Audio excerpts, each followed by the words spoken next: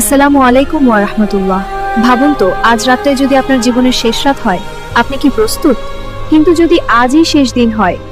ভিডিওটি শেষ পর্যন্ত দেখুন, নিজের জীবন নিয়ে একবার ভাবুন। একজন ধনী যুবক ছিল, নাম তার আরিফ। নামাজ পড়তো না, রোজা রাখতো না, সেও তো সময় হলে করবো, এখন তো বয়সই আছে।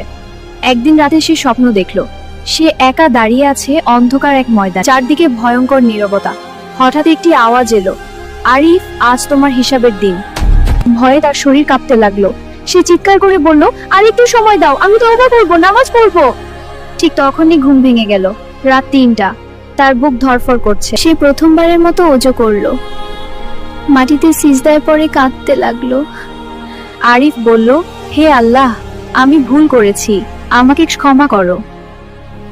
সেদিন ছিল তার জীবনের প্রথম সত্যিকারের সিজদা, আর সেই সিজদাতেই সে অনুভব করলো এমন শান্তি। আজ যদি এই ভিডিওটা আপনার সামনে এসেছে, হয়তো এটা কোনো কাকতাল নয়, হয়তো এটা আপনার জন্য একটা সংকেত।